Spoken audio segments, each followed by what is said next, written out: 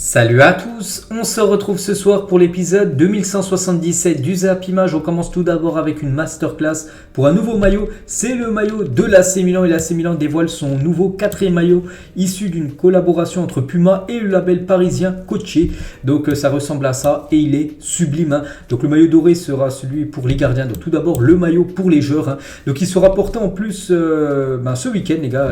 L'AC Milan joue contre l'Atalanta Bergame et ils vont porter ce maillot qui est vraiment magnifique. Il n'y a rien à dire. C'est un bijou, il est sublime ce nouveau maillot de l'équipe de Milan, quatrième maillot pour cette saison. Voilà quelques photos et le maillot de gardien, voilà ça sera celui-là. N'oubliez pas que Mike Maignan devrait revenir dans les cages de Milan, il devrait porter ce maillot lors du prochain match de Milan ce week-end en championnat. On va parler du Paris Saint-Germain et aujourd'hui il y a entraînement sans Christophe Galtier parce que Galtier est malade à 3 jours du classique, souffrant d'un syndrome grippal. Galtier restera au repos ce jeudi, il n'est pas à l'entraînement. Donc la séance d'entraînement du PSG sera dirigée par ses adjoints. Donc voilà, concernant Christophe Galtier, devrait être présent, enfin j'espère pour lui. Demain, n'oubliez pas que demain le PSG s'entraîne du côté du Parc des Princes et je vous l'avais dit à midi qu'il y avait plus de 25 000 billets qui ont déjà été vendus. Et là, ce soir, il y en a plus de 28 500 billets qui ont été réservés sur le site du PSG pour l'entraînement public du club parisien ce vendredi à 17h30, donc demain. Donc voilà, ça va certainement dépasser les 30 000 billets vendus parce que là je pense qu'il y en a encore beaucoup qui vont être vendus dans la journée de demain. Donc voilà, énorme quand même. Plus de la moitié du stade comme sera rempli seulement pour un entraînement de l'équipe parisienne. Toujours avec le PSG et surtout les supporters du PSG. Ils seront de nouveau interdits de déplacement à Marseille dimanche. C'est vrai que ça fait longtemps. Ça, c'est toujours des infos. À chaque fois qu'il y a un classique, que ça soit à Paris ou à Marseille, à chaque fois, les supporters de l'autre équipe visiteuse ne sont pas permis de se déplacer. Là, c'est la même chose. Donc, les supporters du PSG ne pourront pas venir du côté du Vélodrome. Ils sont interdits de déplacement. Pauletta, les gars, ancien très grand joueur du Paris Saint-Germain. Il en a vécu des classiques. Il a dit ce sont des matchs différents. Il commence à se vivre 1 ou 2 semaines avant. J'ai eu l'occasion de les jouer avec le PSG. Les fans pensent déjà à ce classique. Depuis le début de la semaine, les gens attendent beaucoup. Tout le monde veut gagner. C'est vrai quand tu sais qu'il y a un match comme ça, un PSG-Marseille ou Marseille-PSG, peu importe où c'est.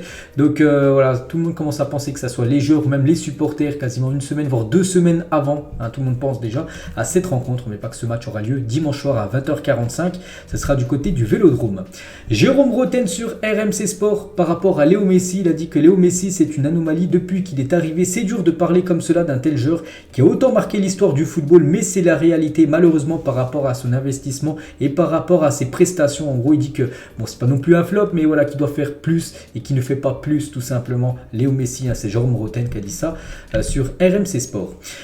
Toujours avec le PSG, vu que là on parle que du PSG, donc si vous deviez choisir un entraîneur parmi ces 4 pour aller sur le banc du PSG, ça serait lequel entre Zidane, Mourinho, Thomas Tuchel et Thiago Motta.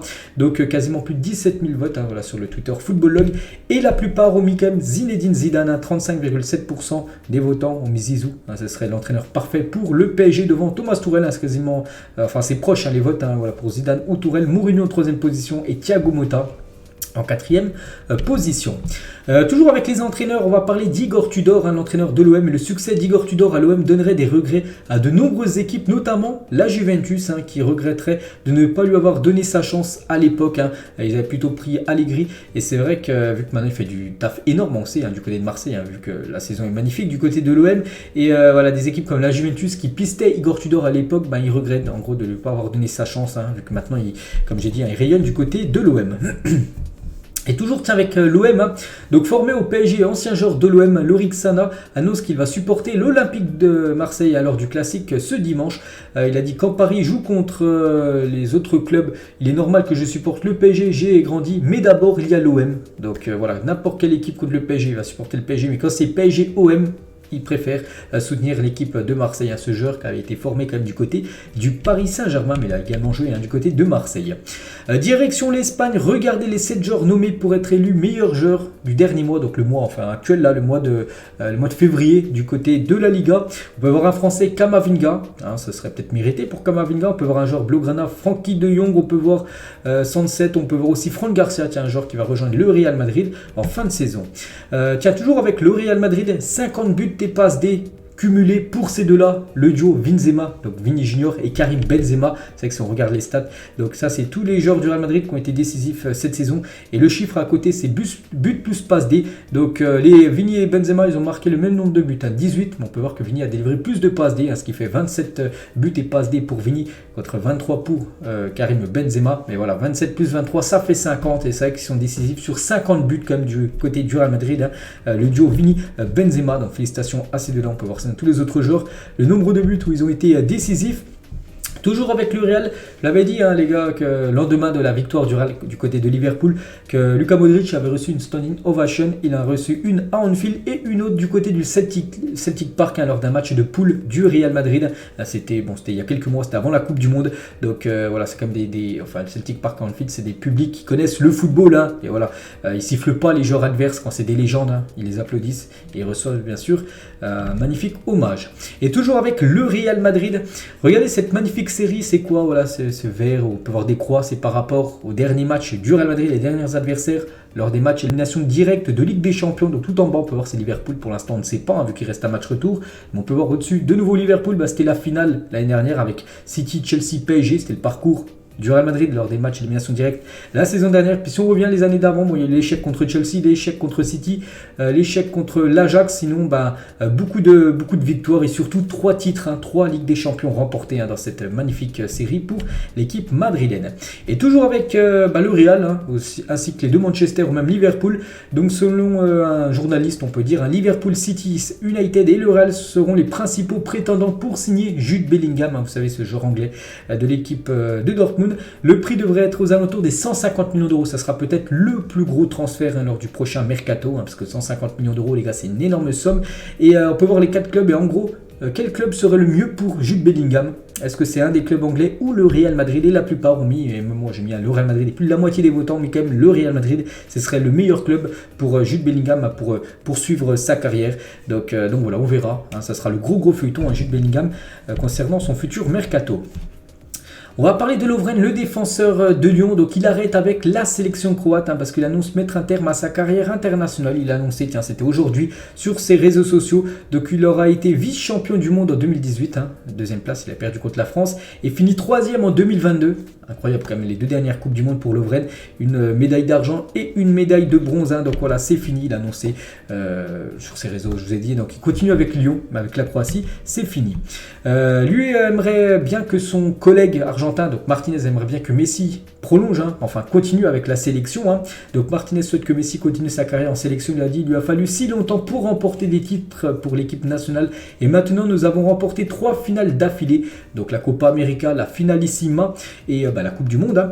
Pourquoi ne pas continuer à essayer avec plus de finales? Donc voilà, c'est qu'avant l'ère Messi, au tout début avec l'Argentine, c'était beaucoup de finales, mais surtout beaucoup de défaites, des défaites en finale, ce qui avait vraiment marqué, bien sûr, Messi qui avait même un coup annoncé sa retraite internationale. Bon, il était revenu, et depuis, c'est que des victoires en finale. C'est pour ça que Martinez souhaite que Messi continue avec l'Argentine pour gagner encore de nouvelles finales. Toujours avec Martinez sur les célébrations de la Coupe du Monde, celle-là qu'on a beaucoup parlé et beaucoup vu. C'était une chose stupide ce que nous avons fait avec les gars, c'est la seule chose dont je ne suis pas fier. Après le match, j'ai dit à Mbappé qu'il avait fait un grand match et qu'il faisait honneur à son pays. Donc voilà, en gros, il n'est pas fier de faire cette célébration-là. Il le dit maintenant, Martinez, quelques semaines après cette finale de Coupe du Monde.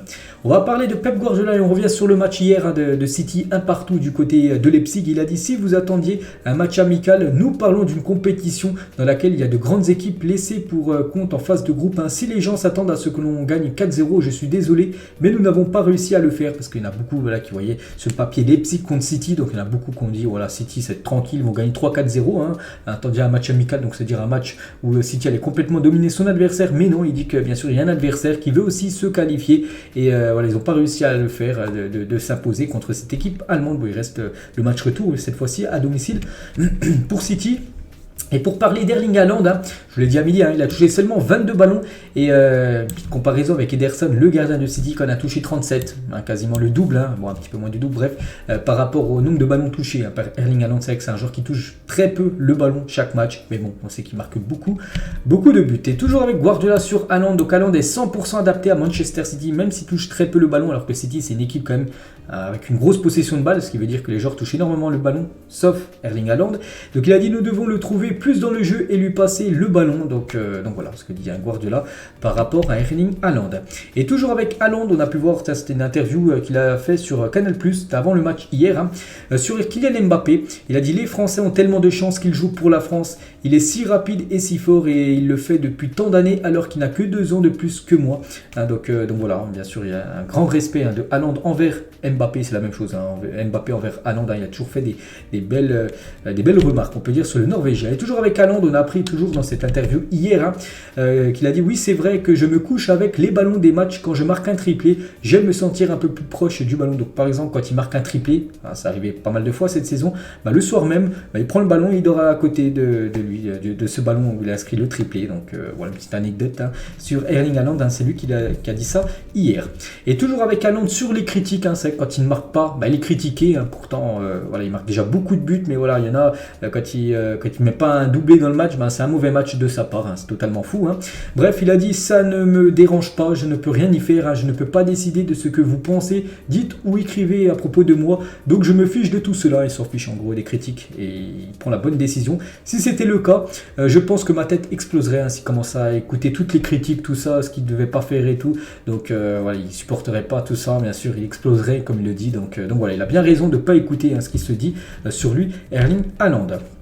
On va parler du Barça et on peut avoir une grosse info que le Barça aurait refusé, d'après Sport, une offre d'Arsenal à hauteur de 70 millions d'euros pour Rafinha cet hiver. Cet hiver, il y aurait pu un gros transfert du côté des Gunners. Rafinha aurait pu arriver du côté d'Arsenal pour 70 millions d'euros. Le Barça a refusé de vendre le joueur brésilien. Toujours avec le Barça qui va jouer, là, vous savez, ce soir à 21h du côté de Old Trafford. Et le Barça de Xavi a remporté 9 matchs consécutifs à l'extérieur. Il reste sur 9 victoires d'affilée. Donc, toute compétition confondue. Donc s'ils gagnent ce soir, ils ont la chance d'égaler le record de Luis Enrique en 2014-2015. Il avait enchaîné 10 victoires d'affilée à l'extérieur avec le Barça. C'est le record du côté du club. Donc là, Xavi est à un record de revenir sur le record de Luis Enrique. Donc on verra ce que ça va donner là dans quelques minutes. Que fallait-il faire pour obtenir un 10 sur 10 C'est vrai que ce joueur, les gars, Traoré, je crois que c'était un joueur de l'Ajax si je ne me trompe pas, il avait quand même inscrit 5 buts dans le match, il a livré 3 passes décisives. Ça a été un match complètement fou, les gars. Normalement c'est 10 sur 10, c'est même 12 sur 10 à une note comme ça, un match comme ça. Il a obtenu la note de 9.9. Donc il faut faire quoi? Il faut qu'il marque 100 buts pour avoir la note de 10 sur 10 dans une application incroyable, cette performance de Traoré. Levin Kurzawa en mode sondage sur Snapchat. Vous savez que maintenant, c'est un joueur toujours du PSG prêté à l'équipe de Fulham. Et hier, il s'amusait sur son Snapchat officiel à faire des questions, des questionnaires, en gros des sondages. Donc Ronaldinho Prime meilleur que Zinedine Prime. Est-ce que voilà, c'est qui le meilleur entre les deux? Donc moi, tiens, je vais répondre à chaque fois. Donc pour moi, c'est Zidane Prime qui est meilleur, que au-dessus de Ronaldo Prime. Pogba ou Kevin De Bruyne, lequel en version Prime est le meilleur? Je partirais, Pogba ou De Bruyne, je partirais sur Kevin De Bruyne, meilleur que Paul Pogba en version Prime, quand ils sont meilleurs au top de leur carrière. Iniesta ou Modric, version Prime, je partirais sur Iniesta, même si Modric, bien sûr, c'est un énorme joueur. Voilà, il faut faire un choix, il faut en prendre un des deux, et je partirais sur Iniesta. Et Mahrez et Mohamed Salah, je partirais sur Riyad Mahrez, le joueur algérien. Au Prime, je le trouve meilleur que Mohamed Salah, mais même si Salah, bien sûr, c'est un immense footballeur. Toujours, tiens, avec les questions que je peux répondre, même vous pouvez le mettre en commentaire si vous voulez. Donc, tiens, c'était ma photo de fin, mais c'était avec 3 autres joueurs, c'était à midi. Donc là, on va revenir sur 3 joueurs aussi, 3 grands joueurs, 3 attaquants, donc titulaires, remplaçants et un joueur vendu parmi ces 3-là. Donc Drogba, Eto'o et Adriano. Donc il faut faire un choix. Donc le titulaire, je partirais sur Samuel Eto'o. Remplaçant, je partirais sur Drogba et avant, je partirais sur Adriano, même si, bien sûr, à son époque, avec l'Inter, c'était un très très grand attaquant, mais bon, il faut faire des choix, et voilà, c'est mon choix. Et cette fois-ci, toujours avec les choix, cette fois-ci aussi avec ça, c'est une question aussi très compliquée, Classez-les du plus fort au moins fort actuellement par rapport à ces 3-là, donc Vini, Mbappé et Marcus Rashford, donc je partirai actuellement sur Vini Junior, le plus fort actuellement parmi les 3, même si les 3 rayonnent, mais il faut bien en mettre en première position. Donc Vini, je partirai sur Mbappé en deuxième et Rashford en troisième position. Voilà, donc tiens, comme c'est l'image là, ce serait du plus fort au moins fort. Donc n'hésitez pas à mettre vous votre ressenti en commentaire. Donc voilà les gars, ce qu'il y avait à dire ce soir. J'espère que ça vous a plu. On se retrouve demain midi. On parlera de tous ces résultats là de cette journée de Coupe d'Europe. Bonne soirée à vous. Bon match pour ceux qui vont regarder les matchs. Et à demain.